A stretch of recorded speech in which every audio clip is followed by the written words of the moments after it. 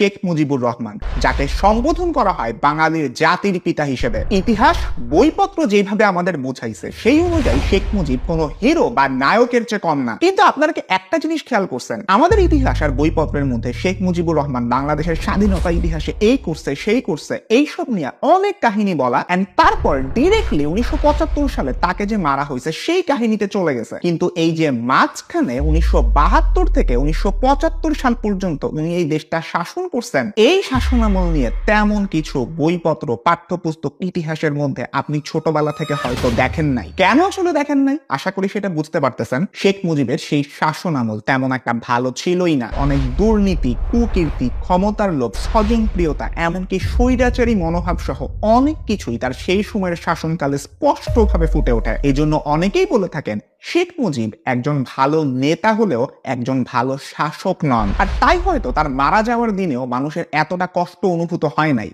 There was no rioting, almost no reaction to Sheikh Mujib's murder because lately he had lost his hold on the country. Sheikh মুজিবের লাশ ওইখানেই ছিল, কেউ উঠাইতে পর্যন্ত যায় নাই। আজকের ভিডিওতে শেখ মুজিবুর রহমানের 1972 থেকে 75 শাসন আমলের সকল জিনিস নিয়ে আপনাদের সামনে আলোচনা করব, যেটা এতদিন পর্যন্ত কোনো পাঠ্যপুস্তক বা রেগুলার ইতিহাসে আপনাদেরকে জানতে দেওয়া হয় নাই। এন্ড আশা করি বর্তমানের পদত্যাগকৃত প্রধানমন্ত্রী শেখ হাসিনা আসলে এই স্বৈর শাসনের কোন গুণ বা দোষগুলা কার কাছ থেকে ইনহেরিট করছে এই ব্যাপারটা আপনাদের সামনে পরিষ্কার হবে। তো চলুন ভিডিও শুরু করা যাক।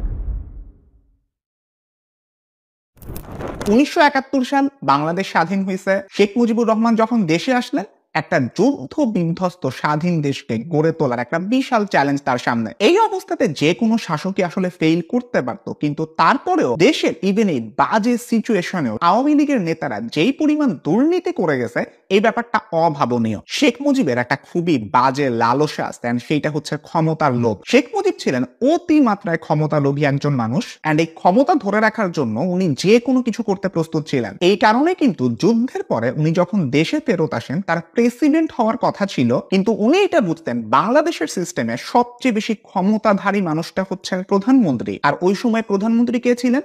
তাজউদ্দিন আহমদ। আর এই কারণেই তাজউদ্দিন আহমদকে প্রধানমন্ত্রীর পদ থেকে সরায় উনি নিজে প্রধানমন্ত্রীর দায়িত্ব নেন। ইভেন মুক্তিযুদ্ধের সময় অ্যাক্টিং প্রেসিডেন্ট যিনি ছিলেন সৈয়দ নজরুল ইসলাম, উনাকে সরায় রাষ্ট্রপতি পদে আনেন আবু সাইদ চৌধুরীকে, যদিও উনি তার শাসনামলে রাষ্ট্রপতি বা অন্য কাউকে তেমন একটা পাত্তাই দিতেন না। মহিউদ্দিন আহমদ তার জাসদের উত্থান পতন বইটাতে বলেন, আওয়ামী লীগের গঠনতন্ত্র অনুযায়ী সরকারি পদে থাকলে দলের নেতৃত্বে থাকা যায় না, সেজন্য তাজউদ্দিনকে দলের সাধারণ সম্পাদকের পদ ছেড়ে দিতে হয়। শেখ মুজিব কিন্তু সভাপতির পদ তখনই ছাড়লেন না। আপনি সরকারি একটা দায়িত্বে আছেন, আবার